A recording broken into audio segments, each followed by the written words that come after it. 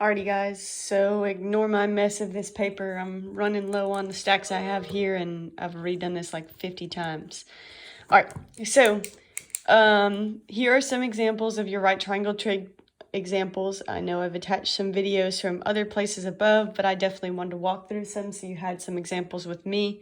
So if you notice in the first two examples, this is what you asked about in your on your papers last week. We're missing an angle, so let's walk through these.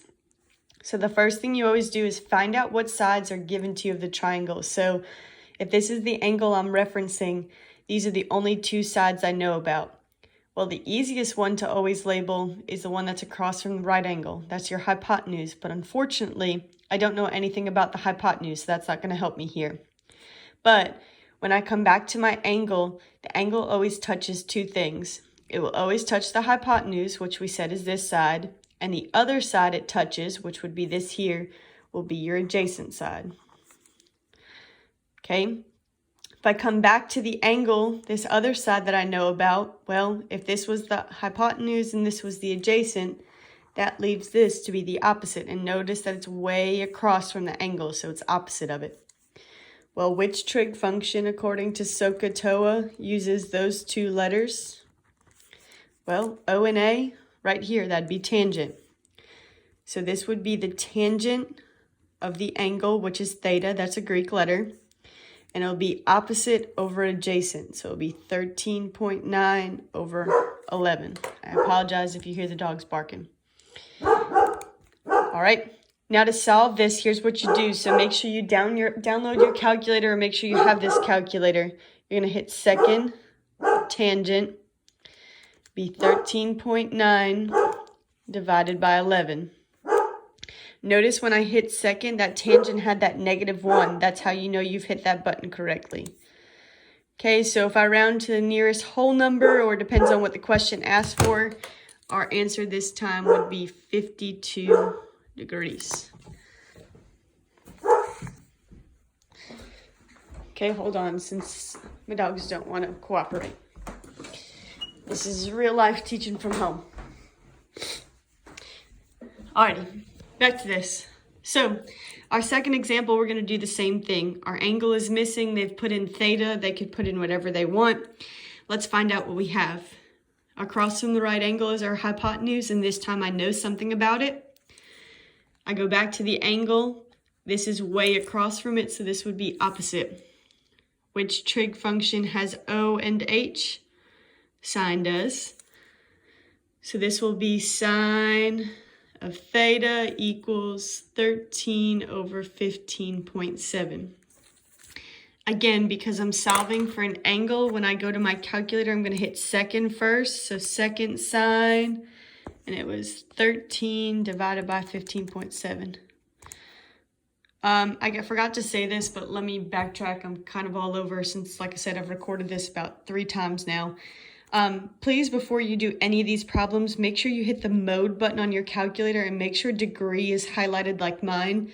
I probably should have said that earlier, I know, but I did that in my last 3 videos. But here we are on number 4 and we're rolling, okay? So if it's not in degree, you're going to get all these answers incorrect. So if you've been following along with me and doing it in your calculator and you're getting different answers, go back and make sure that degree mode is on. Okay, just like before, I'm going to round to the nearest whole number, so my answer this time would be 56 degrees. So there were 2 examples in which we were solving for angles.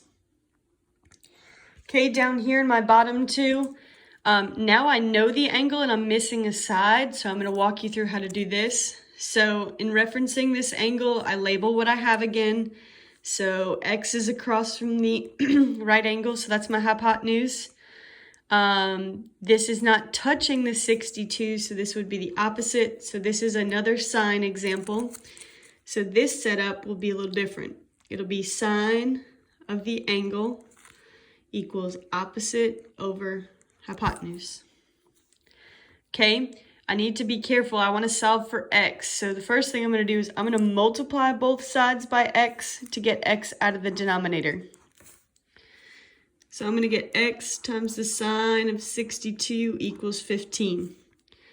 Well, unfortunately, when I did that, x was not by itself, so to get x by itself, I'm going to divide by the sine of 62, and I think some of you said this was the other issue you had last week. So I go to my calculator and I type in 15 divided by sine of 62. You can round to whatever the paper tells you. If it says the nearest tenth, that's 1 decimal place, but be careful with this one here. If we're looking at this decimal place, that 8 would round this 9 up to a 10, so this would just really become 17.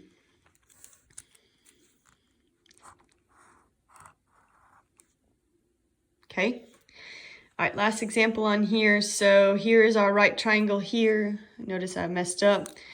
So here's the angle. Let's see what we're given. We've got the hypotenuse again, and we got the opposite again. I'm sorry, there's no cosine examples on here. So we use sine of 64 equals x over 16.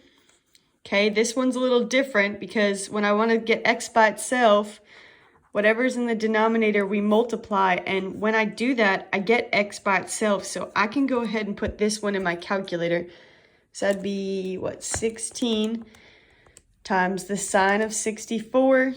If I round to 1 decimal place, the 8 will round the 3 up, so this will be 14.4. Okay, so the only thing that's not on here are the word problems, but what you just need to do is make sure you label the word problems and set them up correctly. You definitely did that in math too, setting them up. So if you have any trouble with that, just let me know, and we can go from there.